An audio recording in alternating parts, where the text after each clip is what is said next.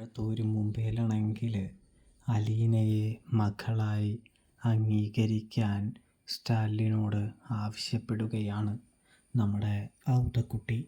കൂടാതെ തന്നെയാണെങ്കിൽ അലീനയെയും കൊണ്ട് തറവാട്ടിലേക്ക് പോവണം, അവിടെ എല്ലാവരെയും പരിചയപ്പെടുത്തണം.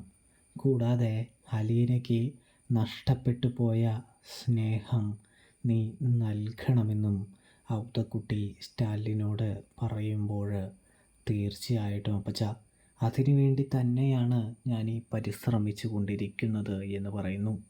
അപ്പച്ചനും ഇവിടെ നിൽക്ക്, അവളെ കൺകുളിർക്കെ കണ്ടിട്ട് പോയാൽ മതി എന്ന് കൂട്ടിച്ചേർക്കുമ്പോൾ, ഞാനിനി അങ്ങനെയൊക്കെ പോകുന്നുള്ളൂ. എൻ്റെ ചിന്നമ്മ എവിടെയാണോ അവിടെ തന്നെയാണ് ഞാനും ഇനി നിൽക്കാനായിട്ട് പോകുന്നത് എന്ന് വല്യപ്പച്ചൻ, അതായത് സ്റ്റാലിയുടെ അപ്പൻ പറയുകയാണ് എന്ന് കാണാം.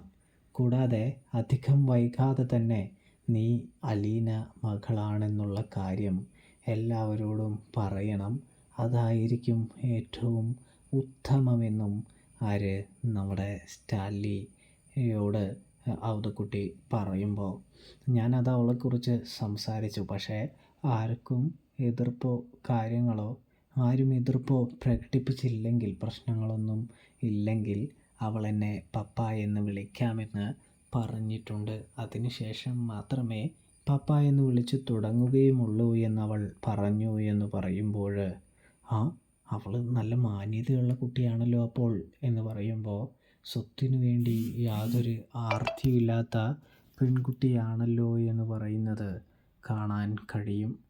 ഇതേ സമയം അവൾക്ക് പണോ സ്വത്തോ ഒന്നുമല്ല വേണ്ടത്, അതൊക്കെ അവളുടെ അച്ഛനായ ബാലേന്ദ്രൻ കൊടുത്തു വിട്ടിട്ടുണ്ട്. മിസ്റ്റർ മേനോൻ അവളുടെ അച്ഛനാണല്ലോ, അതായത് വളർത്തച്ഛൻ എന്ന് പറഞ്ഞു വയ്ക്കുന്നു. സ്വത്തല്ല അവൾക്ക് വേണ്ടതെന്ന് മേനോനോട് പറഞ്ഞിട്ടുണ്ട്. അവൾക്ക് സ്നേഹമാണ് വേണ്ടതെന്ന് മേനോൻ പറഞ്ഞു എന്ന് ഔതക്കുട്ടിയോട്, തൻ്റെ അപ്പനോട് സ്റ്റാലിൻ വ്യക്തമാക്കുമ്പോൾ, എങ്കിൽ പിന്നെ നീ അവളെ സ്നേഹത്തോടെ ചേർത്ത് പിടിക്കടാ മോനെ എന്ന് പറയുമ്പോൾ, നമ്മുടെ അപ്പൻ്റെ വാക്കും കേൾക്കുമ്പോൾ സ്റ്റാലിൻ അലീനയെ ചേർത്ത് പിടിക്കാനായിട്ട് ആഗ്രഹിക്കുകയാണ് എന്ന് കാണാൻ കഴിയും. അങ്ങനെ നമ്മുടെ ഔതക്കുട്ടിയുടെ മുൻപിൽ വെച്ച് തന്നെ അലീനയെ ചേർത്ത് പിടിക്കാൻ സ്റ്റാലിൻ ഒരുങ്ങുകയാണ്. പ്രേക്ഷകരെ, പ്രിയ കൂട്ടുകാരെ, അപ്പോൾ റിവ്യൂ ഇഷ്ടപ്പെട്ടാൽ ചാനൽ മറക്കാതെ സബ്സ്ക്രൈബ് ചെയ്ത് സപ്പോർട്ട് ചെയ്യാനായിട്ട് പ്രത്യേകം ശ്രദ്ധിക്കണേ.